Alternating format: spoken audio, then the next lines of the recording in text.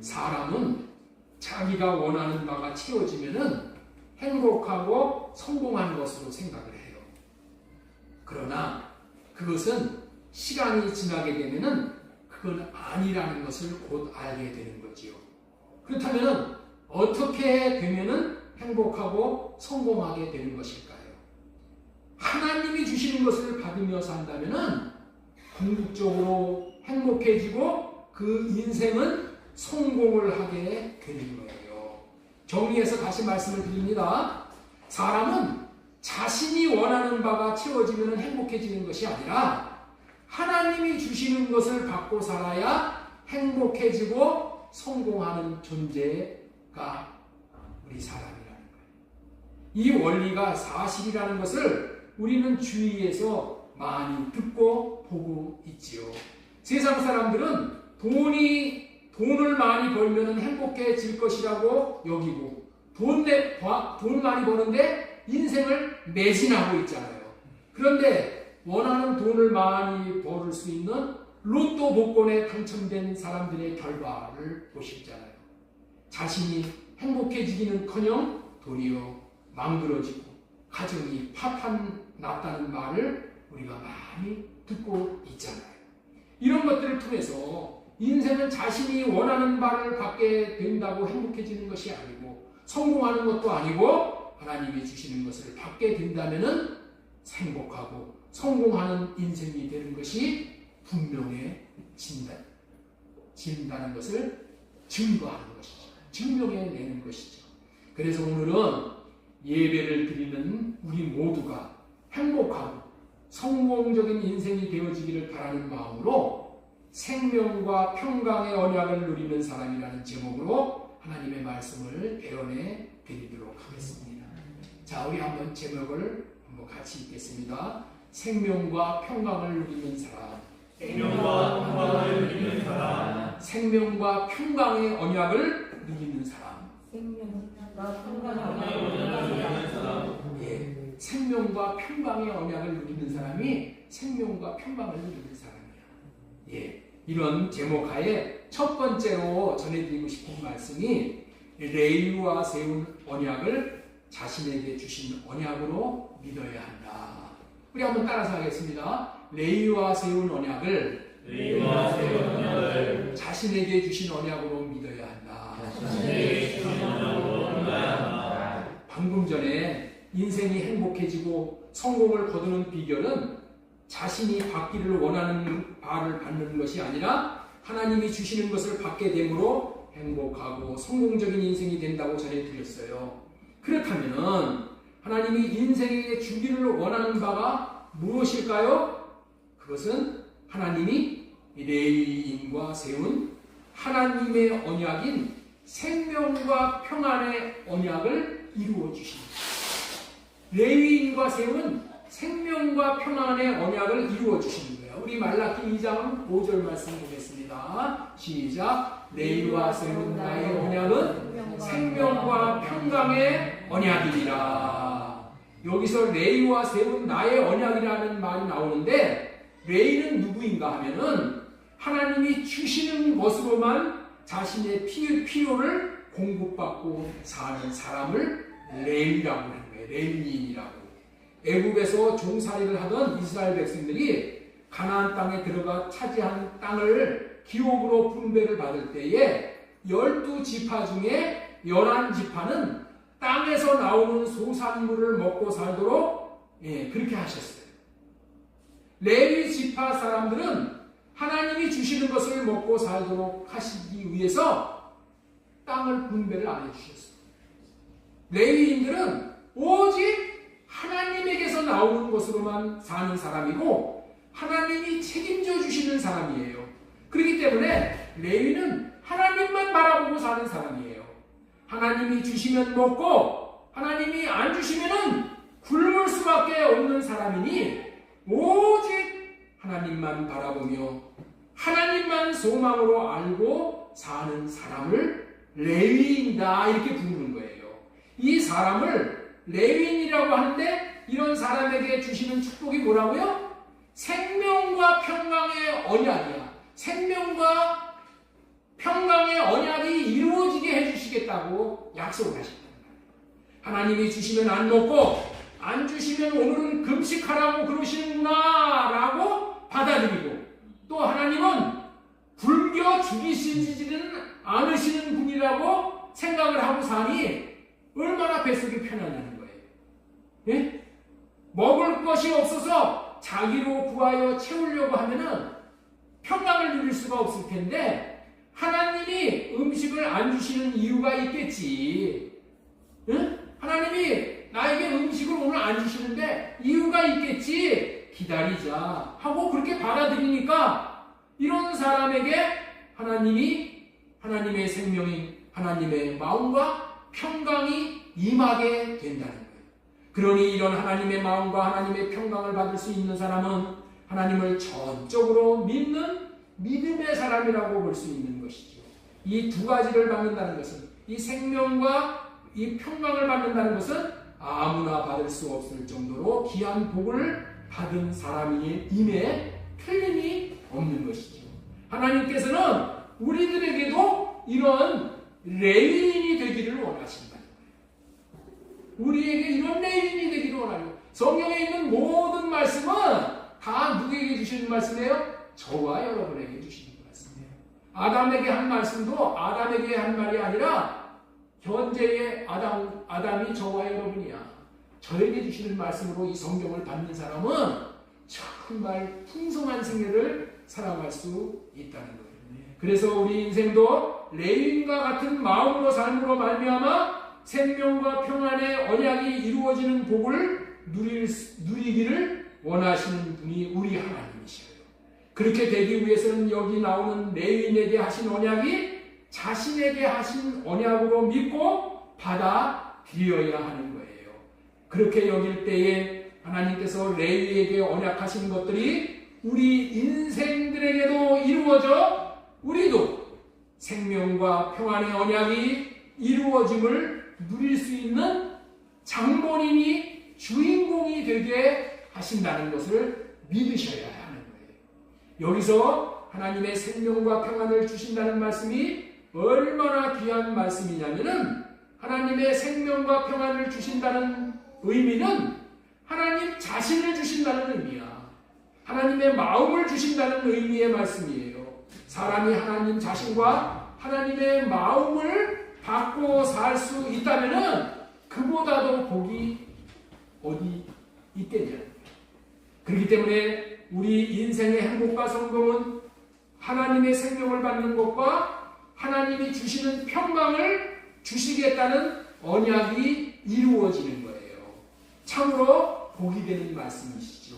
그런데 인생들은 어리석어서 하나님이 주시는 하나님의 생명과 하나님 자신을 받는 것, 다시 말해서 하나님의 마음을 받아 누리는 것이 가장 복된 것이라는 이런 사실을 아무리 알려주어도 이 사실을 깨닫는 사람이 많지 않다는 것이 안타까운 현실인 거예요. 이 진리를 깨닫지 못하는 사람들은 자기로 살려고 하고 자기로 얻고 살려고 하는 것이 지나치면은 여전히 부귀영화 공명을 얻는 데만 온 마음을 빼앗기고 살 수밖에 없는 것이죠. 그리고 하나님 앞에 나와서 예배를 드리면서도 예배를 드리는 목적이 뭐냐? 하나님, 나에게 돈 벌게 해주세요. 나에게 내 뜻이 이루어지게 해주세요. 부귀, 영화, 공명을 얻게 해달라고 구하는 것이 인간들의 실존이야. 예배를 드리면서 하나님 앞에 나와서 구하는 것이 이거다. 부귀, 영화, 공명을 얻는다는 말은 다른 말로 말하면 육신의 정욕과 안목의 정욕, 이 세상 자랑을 채우고 살겠다는 말이에요. 그러나 일장 충몽과 같은 인생사에서 이런 것들만 얻기를 바란다면 무슨 큰 유익이 있겠습니까? 이런 것들은 다 지나가는 것들이고 하나님의 생명과 하나님의 마음, 하나님이 주시는 평강만이 영원히 남는 것이고 우리에게 기업이 되는 것이에요. 그렇기 때문에 우리는 이제부터 생각이 바뀌어져야 합니다. 우리는 하나님의 생명과 평강을 얻는 것이 가장 귀한 것이고 하나님 자신을 받는 것이 가장 큰 복이라는 것을 철저히 알고 받아들여야 하는 것이에요.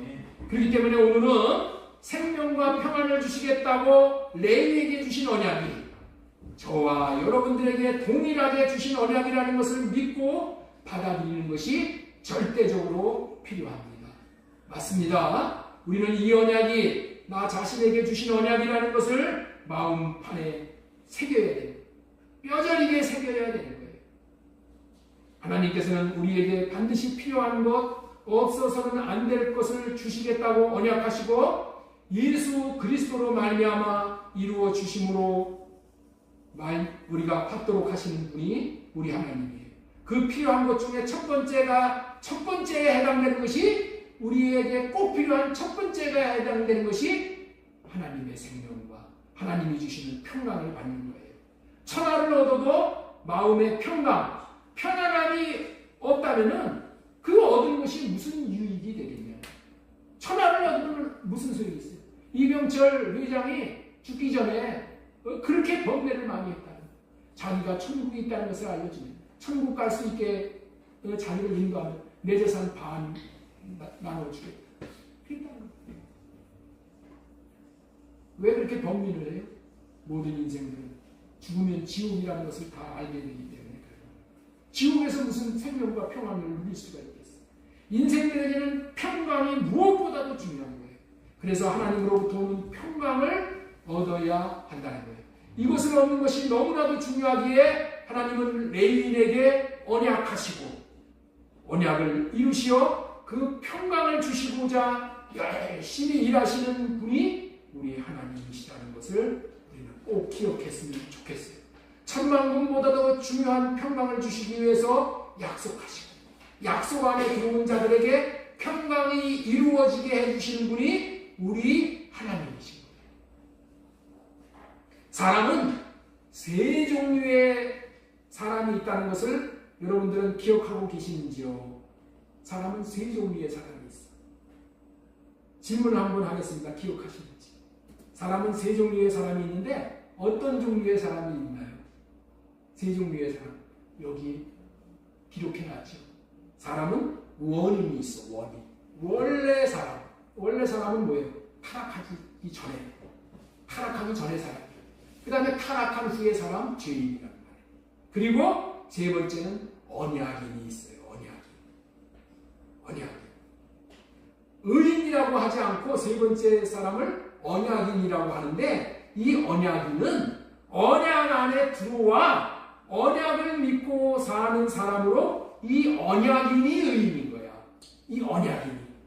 하나님이 하신 언약을 믿고 언약이 이루어진 사람이 의인이고 하나님의 생명을 받은 사람이 언약인이야.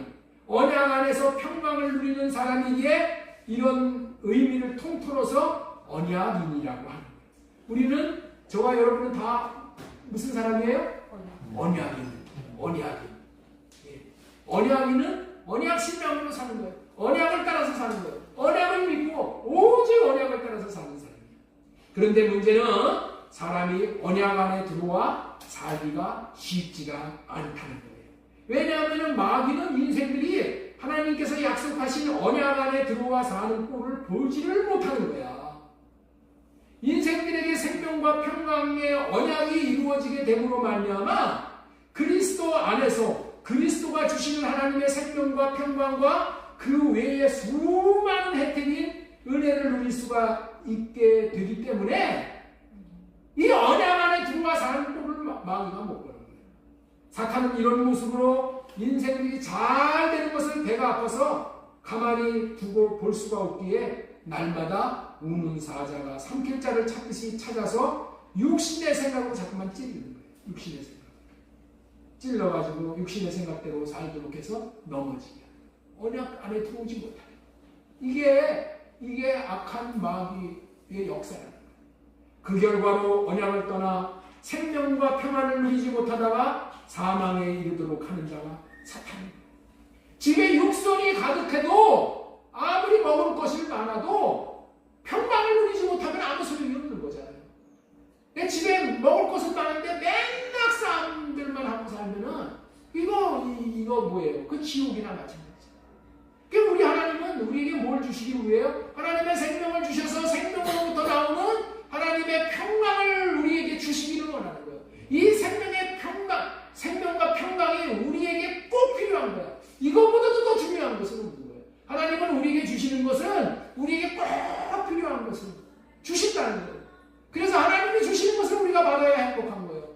그것은 내가 얻어가지고 내가 말하는 것을 얻는 것이 성공이라고 생각하면 안 된다고요. 하나님이 주시는 것을 받아야지 그것이 성공적인 인생, 행복한 인생이 되는 거예요. 하나님이 주시는 최고를 뭐를 주시기를 원한다고요? 하나님은 레위인에게 약속을 하셨어. 레위인에게 생명과 평강을 주는 언약을 약속하시고 그 언약이 이루어지게 해주신 거예요. 누구로 말미암아? 예수 그리스도로 말미암아. 예수 그리스도가 이 땅에 왜 오셨어요? 우리에게 생명과 평강을 주시기 위해서 오셨다는 거예요. 이런 이유로 지난주에는 하나님이 주시는 복을 받지 못하게 회방하는 적을 알고 사탄을 알고 승리해야 한다는 제목으로 하나님의 말씀을 대언해 드렸었잖아요. 지금까지는 사람은 자신이 원하는 바가 채워지면 행복한 것이 아니라 하나님이 주시는 것을 받아야 행복해지는 존재라는 말씀을 말씀드렸습니다. 하나님이 주시겠다는 생명과 평안을 주시겠다는 레위와 세운 하나님의 언약이 이루어지게 하려면 이 언약이 자신에게 저와 여러분에게 주신 언약이라는 것을 믿고 받아들여야 한다는 거예요. 이 언약이 누구에게 주신 언약이라고요?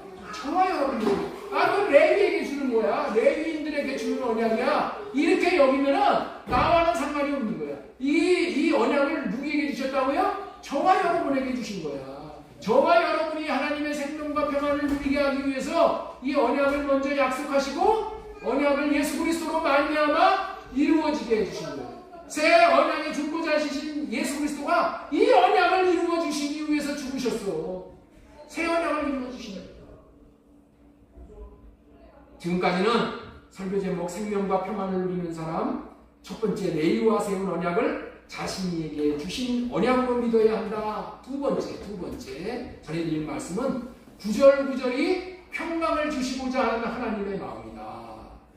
예, 하나님께서 레위인과 언약을 하신 내용이 생명과 평안이라는 말씀을 지금까지 전해드렸는데 두 번째로 전해드릴 말씀이 뭐라고요?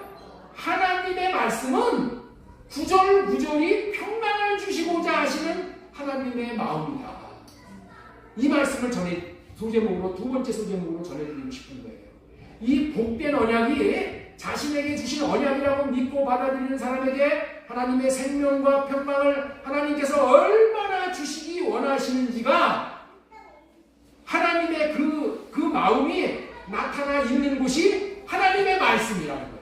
하나님의 말씀은 성경 말씀에는 우리를 향하신 하나님의 마음이 다 거기에 나타나 있는 거예요. 하나님의 말씀은 뭐가 담겨 있다고요? 하나님의 마음이 담겨 있는 거예요. 우리를 얼마나 사랑하는지, 우리에게 뭐를 주시는지, 사랑하는 자에게 뭐를 주고 싶으시는지 그 마음이 거기 다 드러났다는 거예요. 그렇기 때문에 이 시간에는 성경 구절을 통해서 하나님의 마음을 전해드리기를 원합니다. 말씀을 한 구절 한 구절 전해드릴 때에 하나님이 우리에게 얼마나 평강을 주시고자 하시는지를 헤아려 알 수 있는 시간이 되었으면 좋겠습니다. 자, 우리 첫 번째 말라기 2장 5절 레위와 세운 나의 언약은 생명과 평강의 언약이니라. 여러분, 언약이 무엇인가? 언약이 무엇인가? 언약이 무엇인지를 알아야 돼. 언약이라는 것은 뭐냐? 하나님의 생명과 평강을 주시겠다는 것이 언약이야. 여러분, 이걸 잘 알아야 돼. 하나님께서 우리에게 주시는 언약이, 레위에게 주신 이 언약이 어디서 나온 거예요? 신명기 10장 6절 할례 언약에서. 할례 언약이 뭐야? 사랑하게 하사 생명을 주실 것입니다. 그 다음에 에레미야에서 주신 11장, 31장, 36장, 에스겔 11장, 이 다 무슨 말씀이에요? 하나님이 하나님의 마음을 주시겠다. 하나님의 마음이 뭐야? 그게 생명이야. 모든 이 언약은, 하나님이 우리에게 하신 언약은 생명과 평강을 주시겠다는 것이 언약인 거예요. 이 언약을 통해서 우리는 이 세상에 돈 벌어야지 이런 거는 그냥 보너스로 주신 하나님의 생명을 받아 누리고 평강을 누리는 것이 넘버원. 그 다음에 나머지는 부수적으로 딸려오는 거예요. 언약이 무엇이라고요? 언약이란 생명과 평강을 주시겠다는 것이 언약이다. 자, 민수기 6장 26절에 보세요. 여호와는 그 얼굴을 내게로 향하여 두사 평강 주시기를 원하노라. 이렇게 말씀하셔요. 언약을 믿고 받아들이는 우리들에게 하나님의 얼굴을 향하시면서 평강을 주신다는 거예요. 얼굴빛을 우리에게 하나님이 비춰주실 때 목적이 뭐라고요? 우리에게 평강을 주시기 위한 거라는 거예요. 응?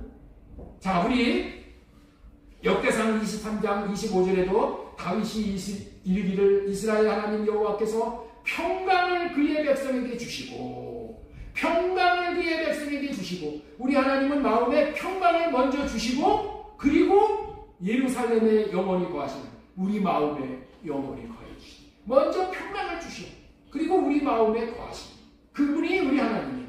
역대하 20장 30절에도 여호사밧의 나라가 태평하였으니 이는 그의 하나님이 사방에서 그에게 평강을 주셨음이니라. 하나님이 평강을 주시니까 나라에 태평이 오는 거예요.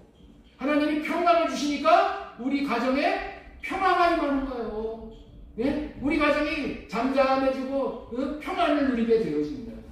하나님께서 평강을 주셔야 나라도 태평해지고 가정도 태평해진다는 그런 말씀이에요. 시편 29장 11절에도 여호와께서 자기 백성에게 힘을 주시며 여호와께서 자기 백성에게 평강의 복을 주시리로다.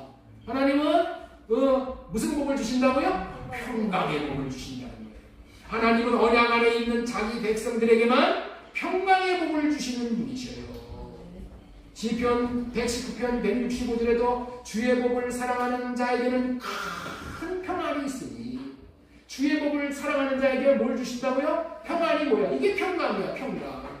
평강을 주시냐니 장애물이 없으리로다.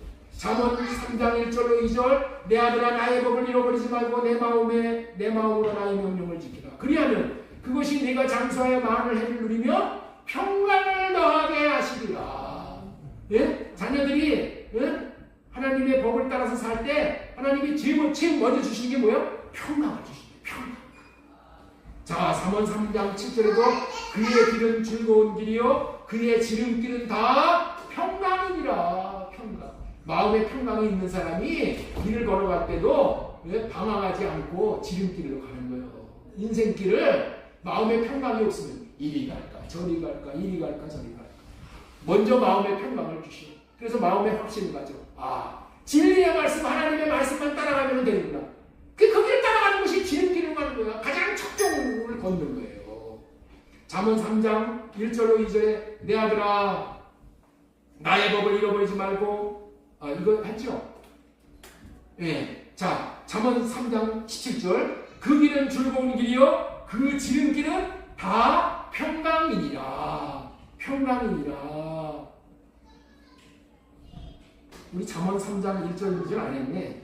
내 아들아 나의 법을 잃어버리지 말고 내 마음으로 나의 명령을 지키라. 그리하면 네가 장수하여 많은 해를 누리게 하며 평강을 더하게 하리라. 우리 이사야 9장 6절로 7절 이는 하나님과 우리에게 낳고 하나들을 우리에게 주신 바 되었는데 그의 옷가에는 정사를 메었고 그의 이름은 기묘자라 모사라 전능하신 하나님이라 영존하시는 아버지라 평강의 왕이라 할 것입니다. 여기는 예수님이 왜 태어나셨냐를 말씀을 하시잖아요. 예수님이 왜 태어나신 이유가 뭐라고요? 평강의 왕으로 오셔서 우리에게 평강을 주시기 위해서 예수님이 태어났다는 거예요. 이 정도 되면은 하나님이 주시는 평강이 얼마나 중요하고 하나님은 우리에게 이 평강을 가장 좋은 것을 주시기를 원하시는 우리 하나님을 여기서 알 수가 있는 거예요. 그 정사와 평강의 더함이 평강하고 평강하도록 하나님이 하신다는 거예요. 예수 그리스도가 평강의 왕으로 표현을 하고 있어요. 그렇습니다. 온 세상에 평강을 주실 수 있는 분은 오직 하나님 한 분밖에 없어요. 우리가 어디서 평강을 얻을 수가 있어요? 이사야 26장 3절에도 주께서 심지가 견고한 자들을 평강하고 평강하도록 지키시리니 이는 그가 주를 신뢰하니 심지가 견고한 자들을 평강하도록 지키신다는 거예요. 하나님을 향해서 이 심지가 견고해야 돼요. 한 마음을 가지고 하나님을 의뢰하고 신뢰하는 사람. 이런 사람에게 하나님께서 뭐를 주신다고요? 평강하도록 지키시오. 평강. 이사야 26장 12절에도 여호와여 주께서 우리를 위하여 평강을 베풀어 주셨으니 여러분들 우리가 하나님 앞에 뭘 감사해요? 하나님 나에게 평강 주셔서 감사해요. 평안하게 해주셔서 감사해요. 우리 가정이 평안하게 해주셔서 감사해요. 평강을 주셔서 감사해요. 날마다 마귀가 와가지고 평지풍파를 일으키잖아. 우리 하나님께서 사방을 다 붙들고 계십니다. 풍파가 일어나지 못합니다.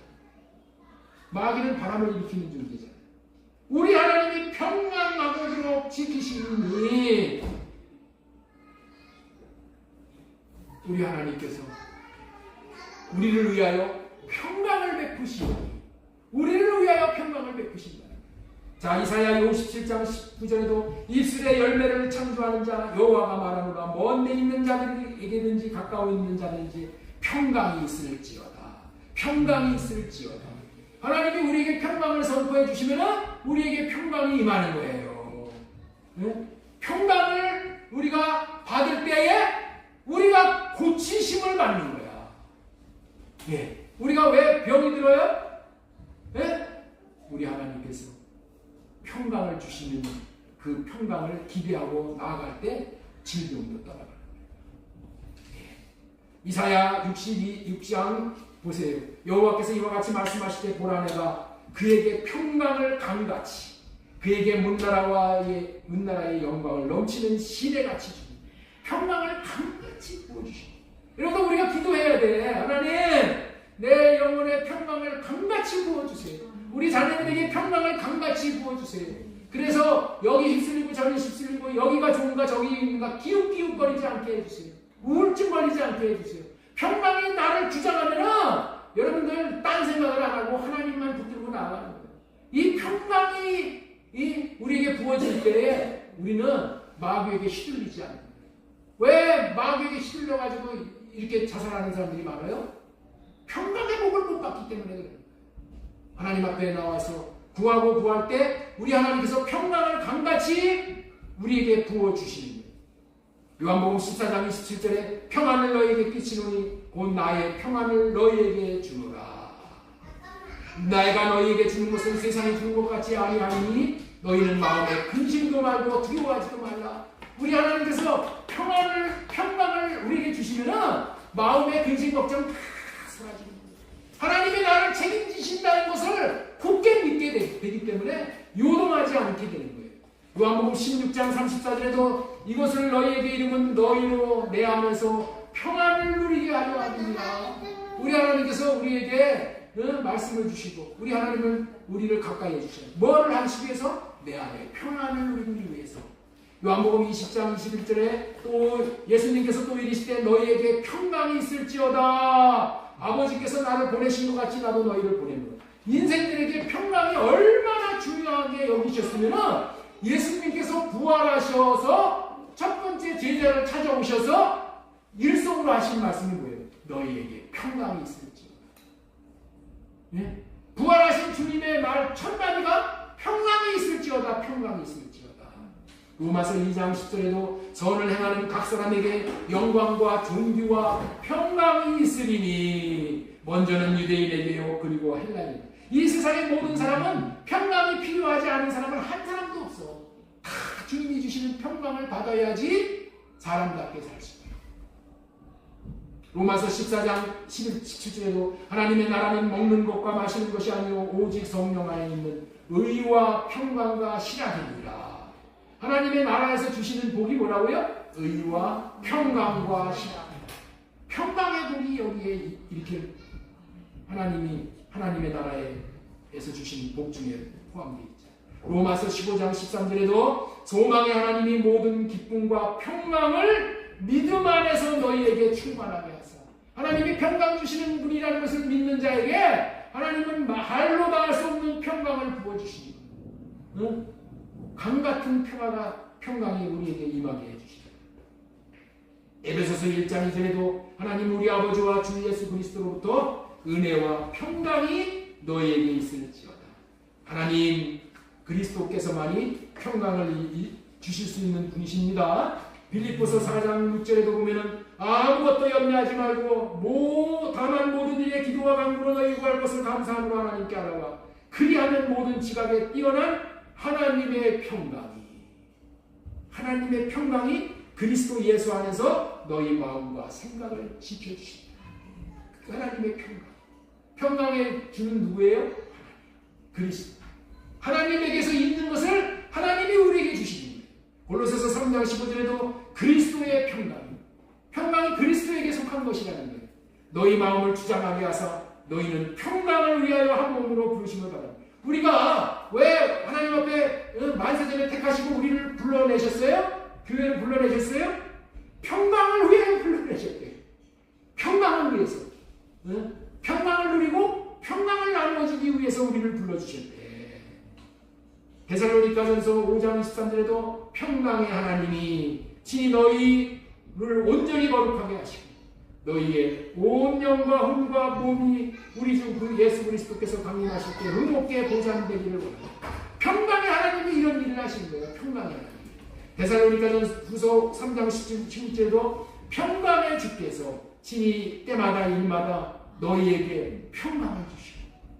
할렐루야. 평강의 주님께서 우리에게 구하는 자에게 평강을 주시오. 평강을. 이 평강이 최고의 복인 거예요. 하나님의 생명에서만 나올 수 있는 이 복이란 말이에요. 히브리서 2장 11절에도 무릇 징계가 당시에는 즐거워하지 않고 슬퍼 보이나 그로 말미암아 연단을 받은 자들은 의와 평강의 열매를 맺느니라. 베드로전서 1장 12절에도 뒷부분에 보면 은혜와 평강이 너희에게 더욱 많을지어다. 이렇게 축복을 해주시죠. 은혜와 평강이 너희에게 많을지어다.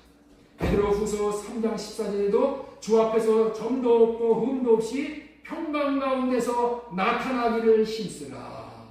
요한이서 1장 3절에도 은혜와 긍휼과 평강이 하나님 아버지의 아들 예수 그리스도로부터 진리와 사랑 가운데 우리와 함께 있으리라.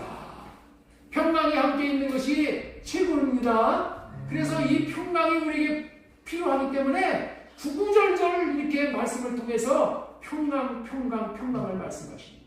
하나님의 마음은 뭐예요? 우리에게 평강을 주시기를 원하시는 마음이에요. 여러분들이 평강을 받아 누리기를 원하시는 마음이에요. 이 마음을 다 받아서 여러분들 어떤 풍지편파가 일어난다 할지라도 하나님의 평강을 누리시는 저와 여러분들 되시기를 바랍니다. 우리 인생들에게 무엇보다 평강이 있어야 한다는 것을 구약과 신약 성경 전체에서 거쳐서 이토록 강조하고 있으신 것을 보면은 인생을 성공하는 비밀이 무엇이다? 평강을 받아 누리는 것임을 꼭 기억하시고 내위에게 언약하신 생명과 평강의 언약이 예수 그리스도로 말미암아 이미 성취되었어요. 이미 그 성취된 그 평강을 이제는 자신에게 누림이 되어질 수 있기를 소망드리고 축원합니다. 지금까지는 구절구절이 평강을 주시고자 하시는 하나님의 마음이다. 이 말씀을 전해드렸습니다. 자, 그렇다면은 왜 이토록 하나님께서 생명과 평강을 주시는 이유가 무엇이냐? 하나님께서 우리에게 생명과 평강을 주시는 이유가 무엇이냐? 이유가 있을 거 아니에요. 그래서 세 번째 대지로 전해드리는 말씀이 하나님을 경외하는 인생이 되어지도록 합니다. 하나님을 경외하는 인생이 이 평강을 누리면은 하나님의 생명과 하나님의 평강을 누리면은 우리가 어떤 인생이 되어진다고요? 하나님을 경외하는 인생이 되어진다고요. 경외하는 인생. 하나님께서 가장 바라시는 신앙인의 최고의 열매가 뭐냐? 하나님을 경외하는 사람이 되는 거예요. 그래서 하나님은 우리에게 하나님을 경외할 수 있는 사람이 되도록 하나님의 생명과 평강을 누릴 수 있게 해 주신다. 경외가 무엇일까요? 경외가 무엇일까요? 우리나 경외가 무엇인가? 경외. 최고로 중요한 주제가 경외잖아요. 경외. 우리에게 최고의 주제는 경외야. 경외하는 삶. 그 경외가 무엇이냐? 경외는 무엇이냐? 자신의 생각과 마음을 할례받고 주님의 생각과 마음으로 사는 것을 말하는 거예요. 내 생각은 할례받고 내 생각으로 살지 않고 주님의 생각과 마음으로 사는 거야. 이 말은 자신의 인생을 자신이 살지 않고 하나님이 그의 인생을 대신 살 수 있도록 자신을 내어드리는 것이 경외이고, 이렇게 하나님이 자신의 인생을 대신 사심으로 하나님을 나타내는 삶을 사는 사람을 경외하는 사람이라고 합니다. 하나님을 나타내고 사는 삶이에요. 나를 나타내고 사는 삶은 이거는 경외하고는 반대로 가는 거예요. 하나님을 나타내고 사는 삶이 이게 경외하는 삶이에요.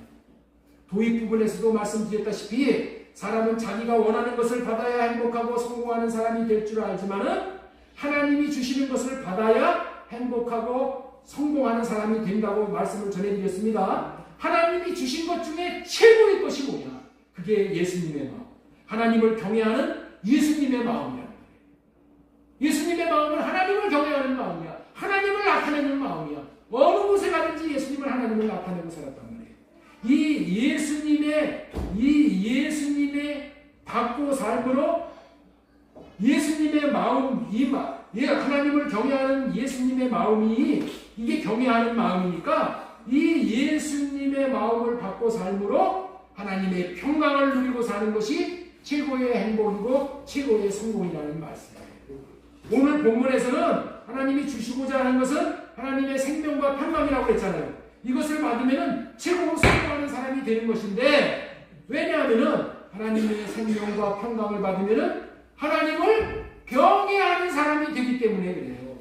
무엇을 말씀드리고자 하는가 하면은 우리가 하나님을 경외하는 자가 되는 것이 우리가 행복해지고 성공하는 사람이 되는 것이라는 의미를 말씀을 드리는 거예요. 우리 말라기 2장 4절 말씀 우리 5절부터 보겠습니다. 자, 보세요. 잘 들어보시오. 레위와 세운 나의 언약은 생명과 평강의 언약이라.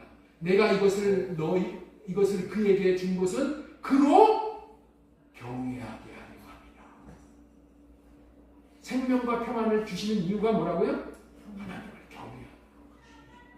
그가 나를 경외하고 내 이름을 두려워하였으며 그의 입에는 진리의 법이 있고 그의 입술에는 불의함이 없으며 그가 화평함과 정직함으로 나와 동행하며 많은 사람을 돌이켜 죄악에서 떠나게 하리라.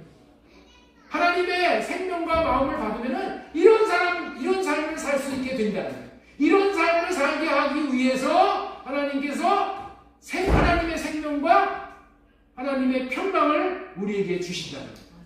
지혜하는 중에서 최고로 성공하는 사람을 꼽으라고 하면은 아브라함을 꼽을 수가 있습니다. 왜냐하면은 아브라함이 신앙인의 본이 되는 사람이었기 때문에 그래요. 믿음의 본이 되기도 하지만은 아브라함은 하나님을 경외하는 본이 되는 사람이기 때문에 그렇습니다. 하나님께서는 아브라함을 시험을 하셨어요. 하나님은 다 시험을 합니다. 다 저와 여러분들을 시험해요. 다 저와 여러분들을 달아보신단 말이야. 아브라함도 하나님이 달아보셨어. 뭘 달아보셔? 경외하는가, 경외하지 않는가를 달아보는 거예요. 그래서 시험을 어떻게 하냐? 그 시험이 아들 이삭을 모리아 산에 사한 제물로 바치라는 시험이었잖아요. 아브라함이 칼을 들어 아들 이삭의 심장을 찌르려 할 때 아브라함아 이삭에게 아무런 손을 대지 말고 칼로 찌르려고 하는 것을 하나님이 막으셨어. 그러면서 뭐라고 말씀하셨냐? 이제야 내가 나를 경외하는 줄을 알았노라. 이렇게 말씀하십니다. 이 말의 의미가 무엇인가요? 이제라는 단어에 다 포함되어 있는 거예요. 이제야 아직까지는 아니었는데 이제야 다 됐다는 거예요.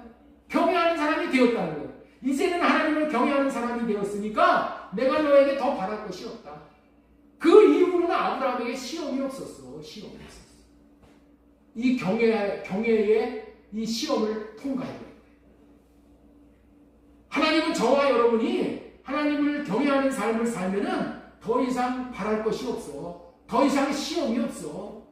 순탄한 방해를 하게 됩니다. 요셉에 대한 하나님의 평가도 하나님이 요셉을 보고 뭐라고 하십니까? 그는 나를 경외하는 사람이다. 경외하는 자였더라. 예수님도 하나님을 경외하는 것을 가르치셨어요. 경외가 이토록 중요한 것인데 오늘 본문에서 경외하는 것을 가르치시는 원리가 나오고 있는 거예요.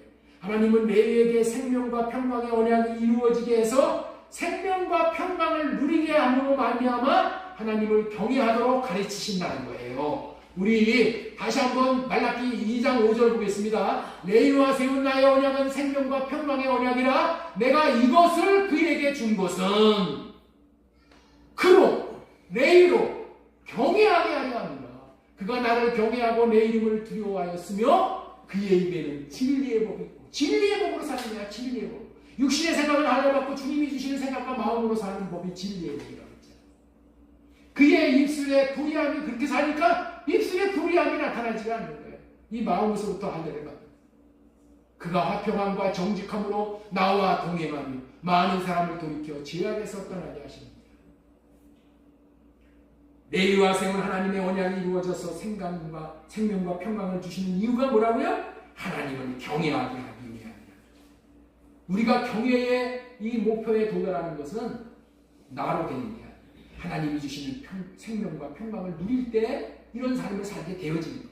우리 인생에서 우리가 바라고 원하는 바 우리의 소원은 하나님을 경외하는 사람이 되는 것입니다. 우리가 하나님을 경외하는 사람이 된다면 우리는 이 땅에 온 목적을 달성하는 것이 되고 그렇지 못하면 아직까지 미완성인 거예요.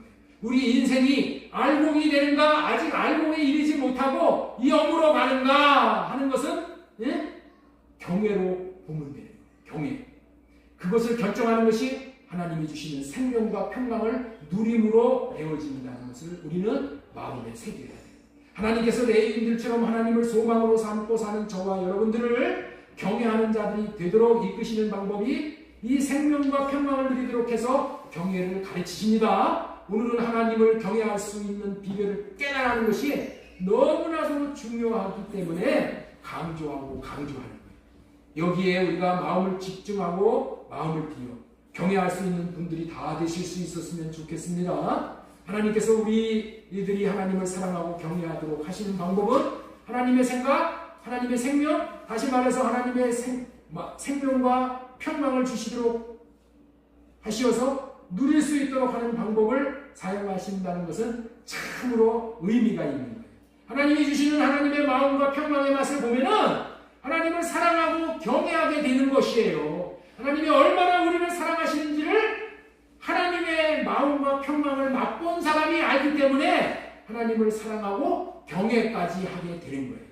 하나님이 우리를 향하신 하나님의 마음을 알고 하나님이 베풀어 주신 평강을 누려보면 하나님을 경외함으로 섬길 수 있게 된다는 그 의미의 말씀을 전해드렸는데 이게 무슨 말씀인가 이게 아직까지도 감이 안 오시는 사람이 있어서 제가 예화를 하나 전해드립니다. 옛날에 중국에서 있었던 실화야, 실화. 형제가 둘이 살고 있었는데 어느 날 동생이 밖에서 싸움을 하다가 칼부림이 난 거예요. 칼부림. 그래서 칼로 동생이 사람을 죽인 거예요. 사람을 죽이면 찾아오는 것이 극한 두려움이 찾아와요. 그래서 너무나도 두려워서 도망을 치는 거예요. 도망을 치고 경찰들이 쫓는 거예요. 갈 데가 없으니까 집으로 도망가고 집에 있던 형이 무슨 일이냐고 동생을 묻는 거예요. 동생이 덜덜덜덜덜 떨면서 형, 내가 사람을 죽였어요.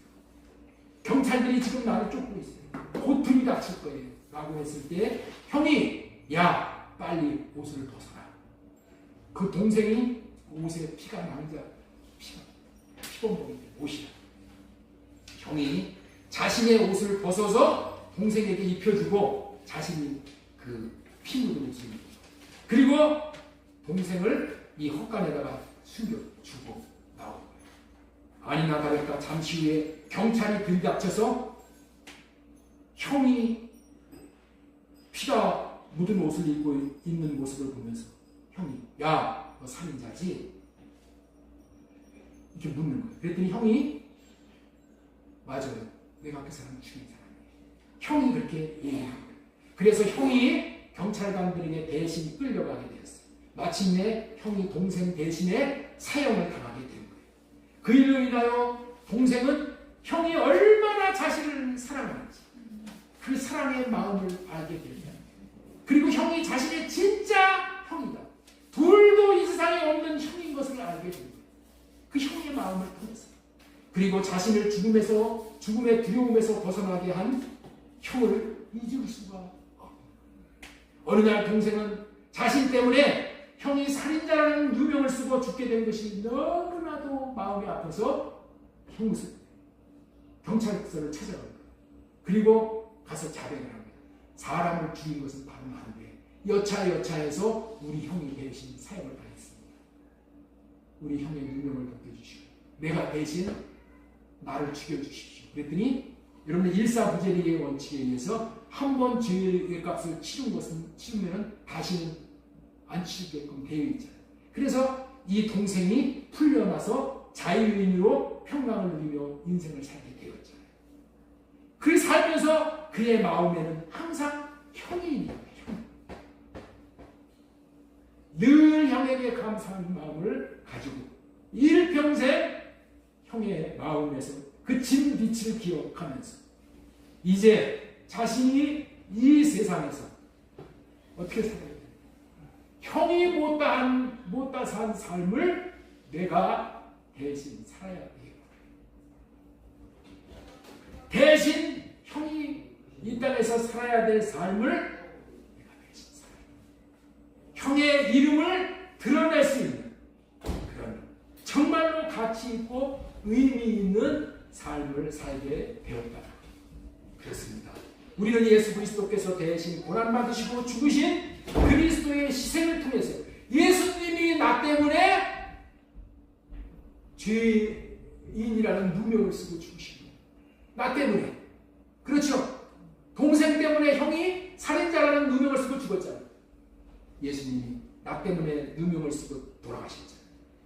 그리스도의 희생을 통해서 죄를 내가 해결해요. 두려움을 주는 사탄의 종로를 세서 해방되어 이제는 평강을 누리게 되었어요.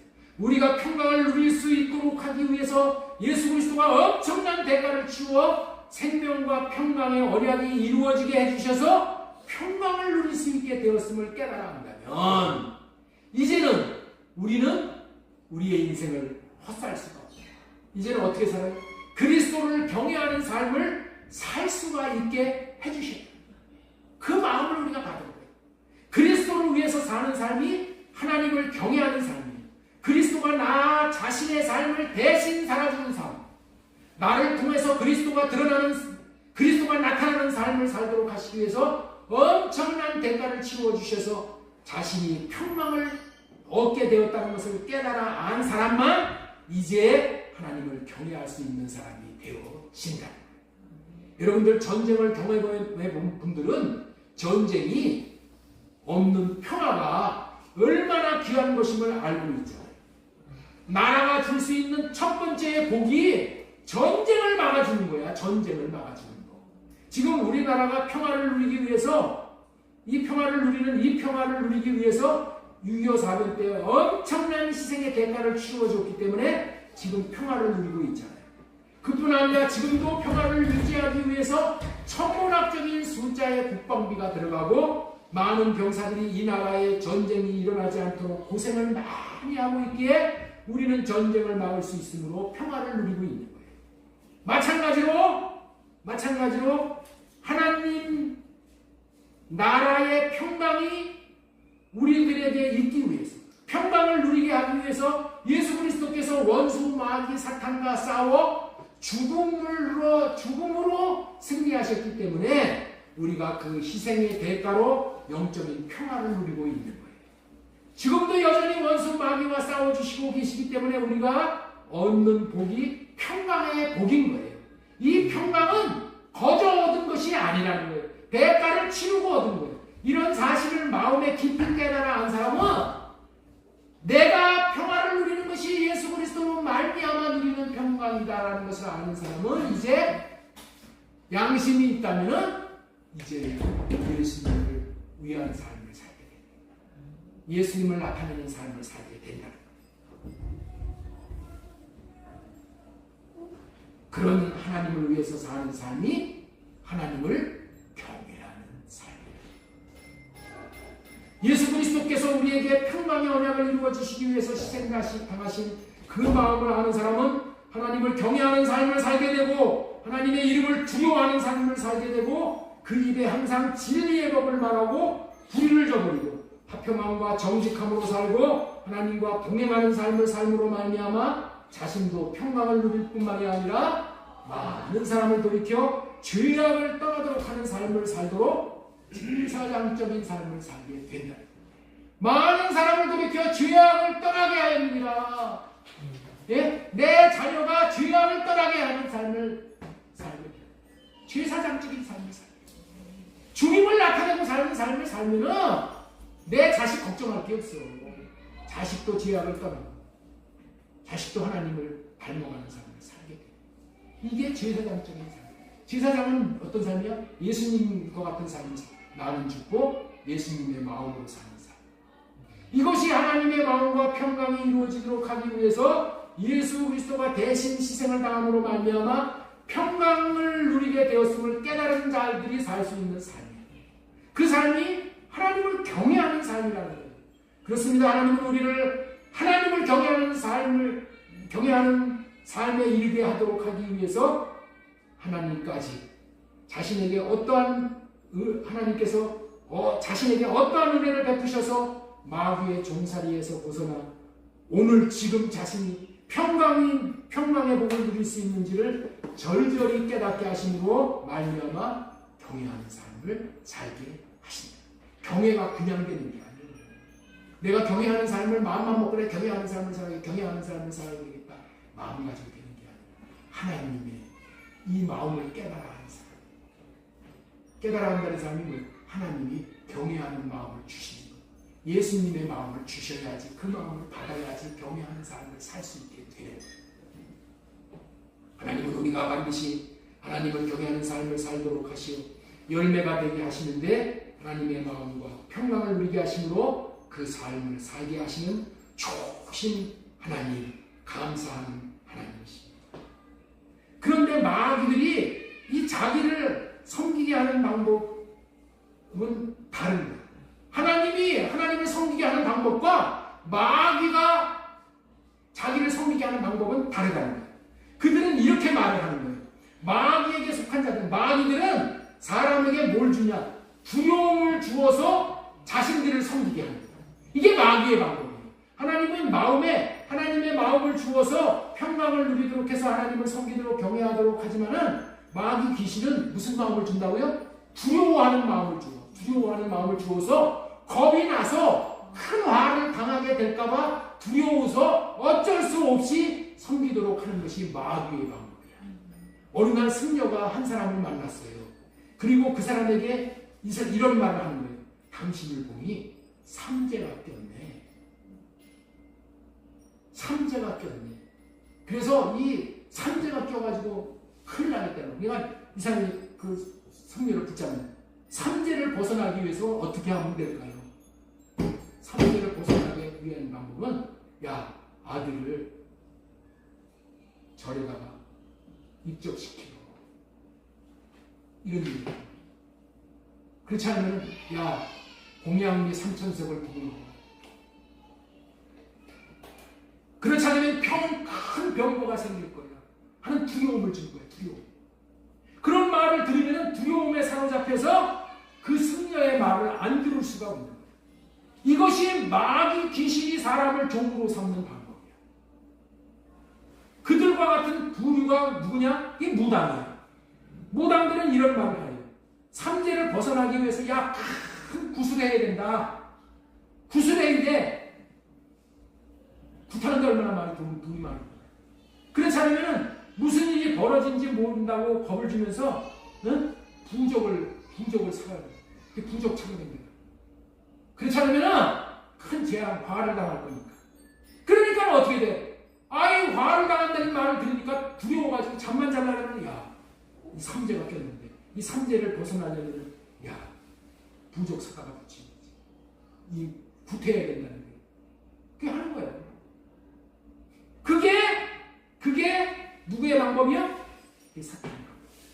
모든 일을 두려움을 주어서 돈도 재산도 다 뺏기고 종으로 만드는 것이 사탄 마귀 귀신이 종을 말해요.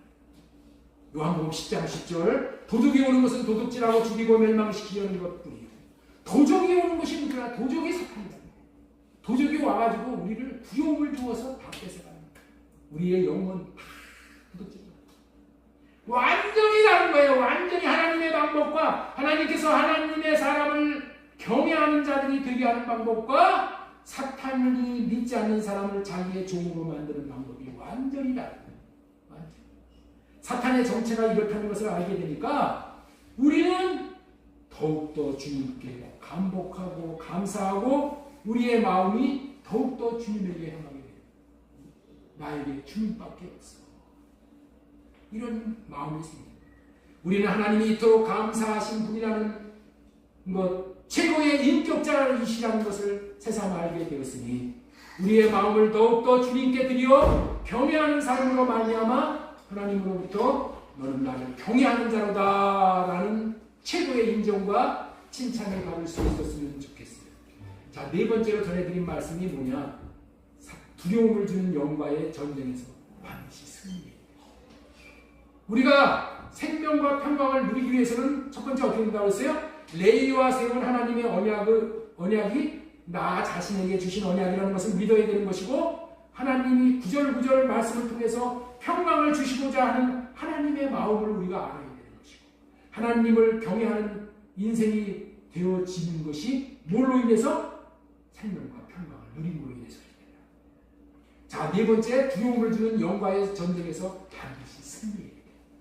자, 우리 로마서 8장 15절, 너희는 다시 무서워하는 종의 영을 받지 아니하고 양자의 영을 받았으므로 우리가 아빠 아버지라고 부르고. 우리는 종의 영을 받은 게 아닙니다. 두려움의 영을 받는 게 아니야. 사탄은 우리에게 두려움을 주어서 우리를 올가매요. 종로로 시킵니다. 우리 하나님은 그렇지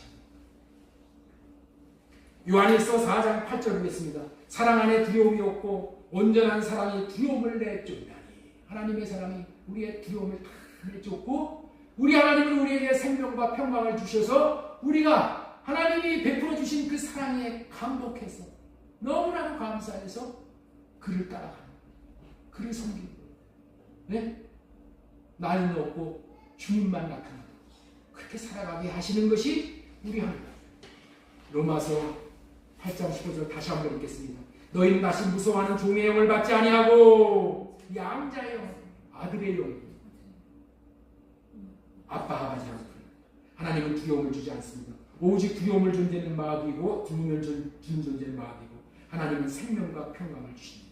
디모데후서 1장 7절, 하나님이 우리에게 주신 것은 두려워하는 마음이 아니오 오직 능력과 사랑과 절제하는 마음이. 하늘이 둘 쪽이 날 것 같은 두려움이 몰려온다 할지라도 오직 하나님의 능력을 믿고 하나님이 다 막아주시오, 하나님이 책임져 주시오.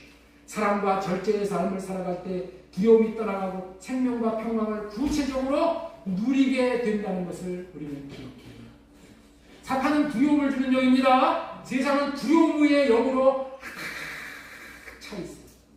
세상의 종교도 두려움을 주는 거예요. 세상 모든 것들 안에는 다 두려움이 가득 차 있는 거예요. 사탄이 신자들에게 두려움을 줄 때 우리는 쏟지 말아야 돼요. 아무리 두려움을 준다고 해도 사탄은 두려움으로 겁을 주는 거야. 겁. 그 두려움은 그냥 두려움일 뿐인 거예요. 두려움은 감정 상태이지 실제는 아닌 겁니다. 두려움은 일어나지 않을 일을 마치 일어난 것처럼 여기게 만드는 자신의 감정 상태일 뿐이야. 그래서 이 두려움이 올 때 이 생각 알레시켜 주시고 주님의 마음을 주세요 하고 주님의 마음을 구하면은 두려움이 변해서 우리에게 평강이 임하게 되는 것입니다. 사탄은 거짓의 명수야. 일어나지 않을 일이 일어난 것처럼 확신을 심어 주려고 하는 거예요. 여기에 속으면 안 되는 거예요. 그래서 우리는 오직 이 두려움과 싸움을 해야 돼요. 그리스도인이라면 누구나도 꼭 한 번은 두려움, 그 어둠의 영과 한판 승리를 해야 돼요. 싸우기를 작정해. 나로는 못 싸워. 나로는 백전백패. 그러나 주님이 우리에게 주신 성령을 호흡하고 성령으로 말미암아 육신의 생각을 할례받고 주님이 주시는 마음을 구해서 그 마음으로 나아갈 때, 주님의 이름으로 나아갈 때 골리앗과 같은 원수 마귀 대적들 물러가게 되는 줄로 믿습니다.